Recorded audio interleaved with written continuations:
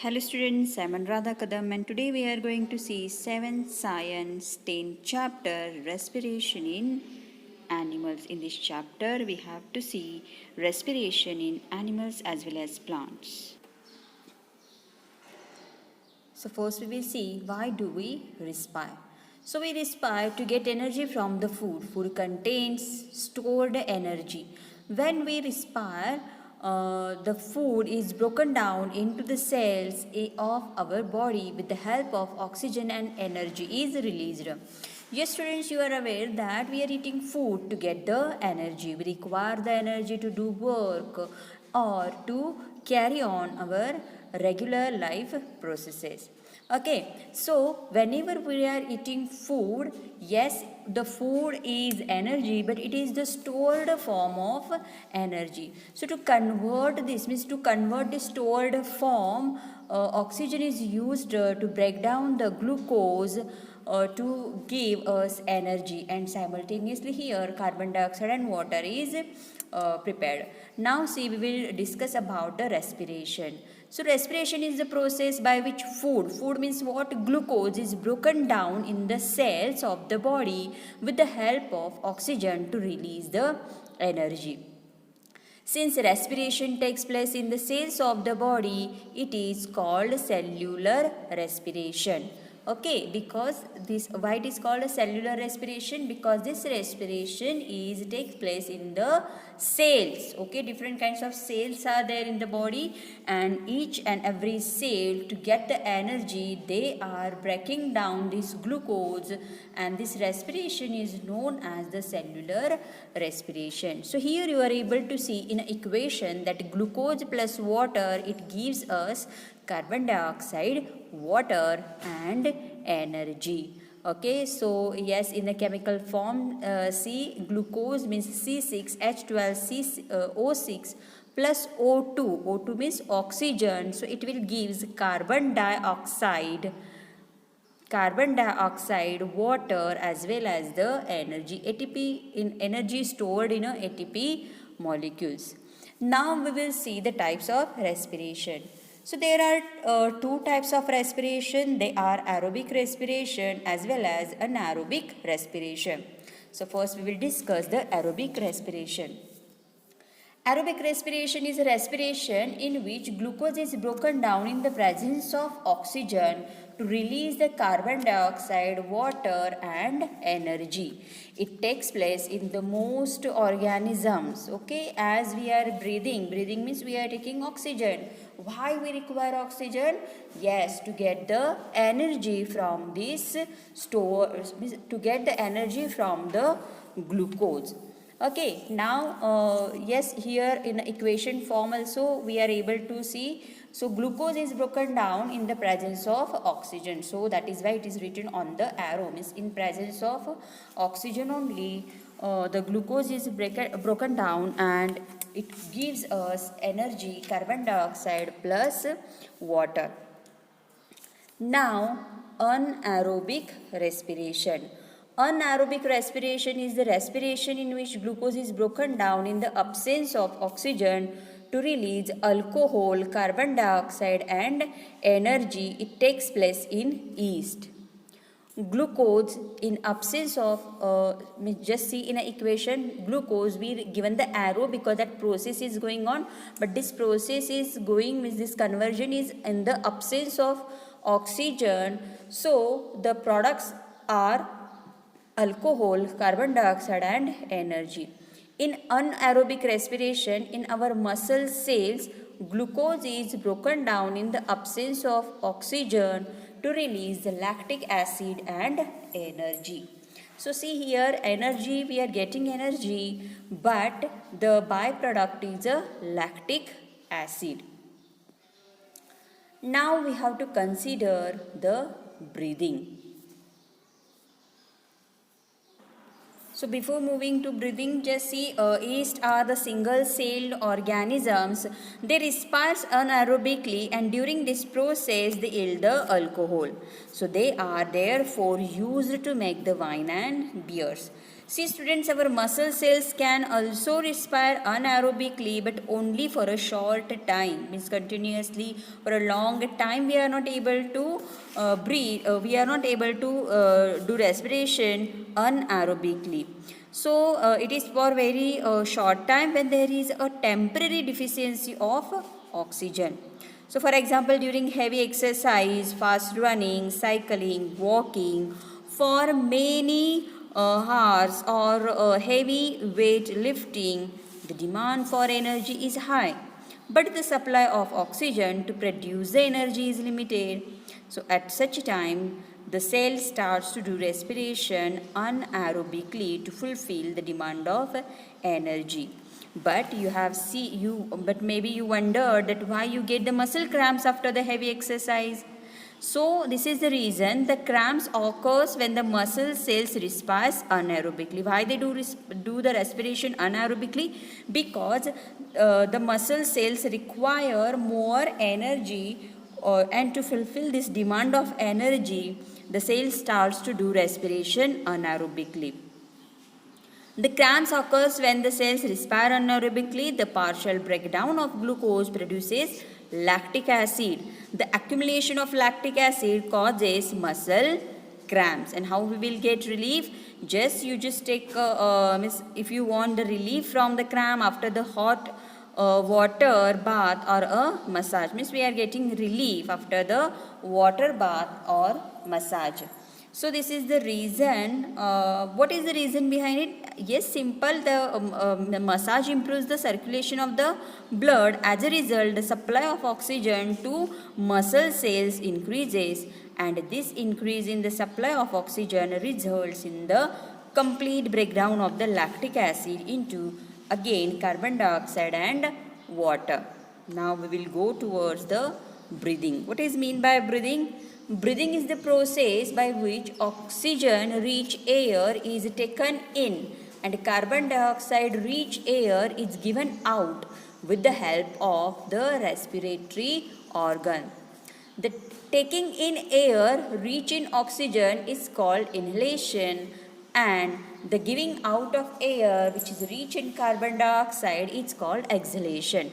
Breathing rate. The number of times the person breathe in a minute is called the breathing rate. Means the number of breath per minute. See, breath means one inhale and one exhale. So when a person need more energy, he breathe faster to get the more oxygen is supplied to the cells. More food is broken down and more energy is released. So see students, here 4 photos are there. One person is sleeping, one is reading, one is walking, and in the last picture you are able to see the person is running. So what do you think? Who require more energy? Yes, the person who is running, he require the more energy. Now we will see how do we breathe. The respiratory system helps in breathing. The main parts of the respiratory system are nostrils, nasal cavity, windpipe, lungs and diaphragm. Breathing involves the rib cage and a muscular sheath below the chest cavity called as diaphragm. During inhalation means breathing in. The chest cavity increases in size and the diaphragm moves down and air enters into lungs. During the exhalation means we are giving out, means breathing out the air. Okay, so exhalation, the chest cavity reduces in size and the diaphragm moves up and the air pushed out of the lungs.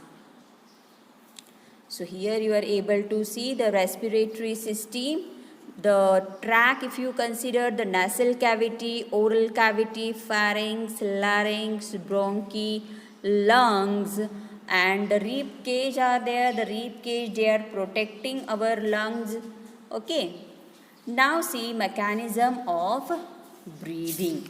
as we have seen the mechanism, as we have discussed, the breathing means what? One inhalation and one exhalation. So let's learn about the mechanism of breathing. So normally we take the air through our nostrils. So when we inhale air, it passes through our nostrils into the nasal cavity. From the nasal cavity, the air reaches our lungs through the windpipe. Lungs are present in the chest cavity.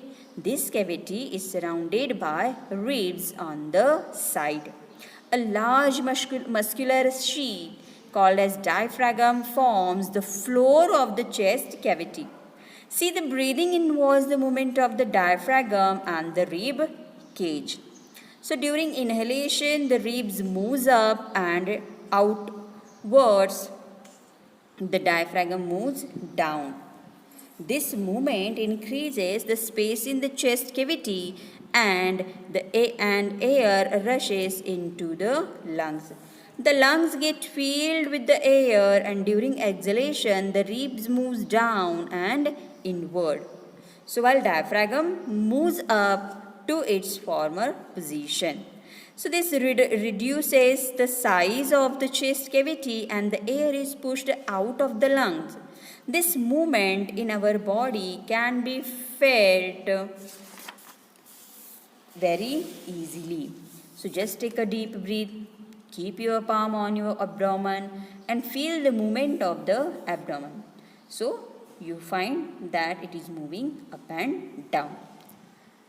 So yes, Miss breathing, there are the changes in the size of chest cavity. So children got involved in the chest expansion competition.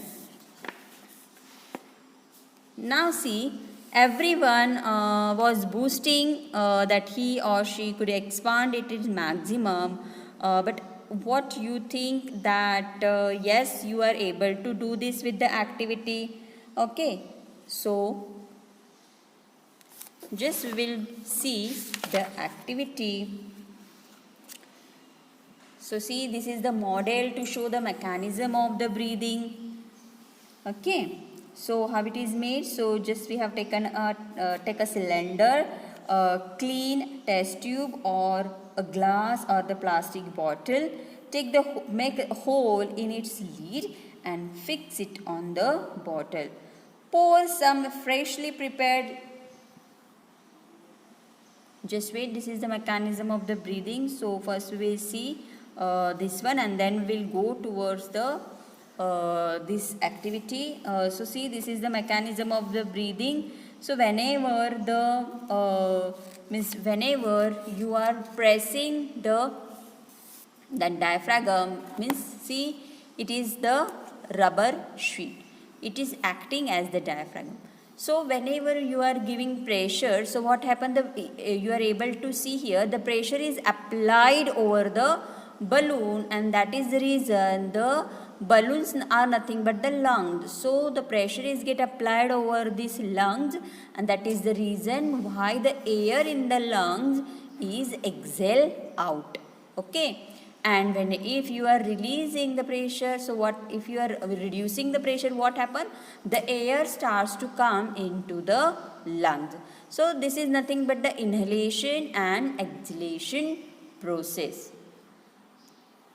Now what do we breathe out? So now we understood, yes, oxygen we are taking in breathing.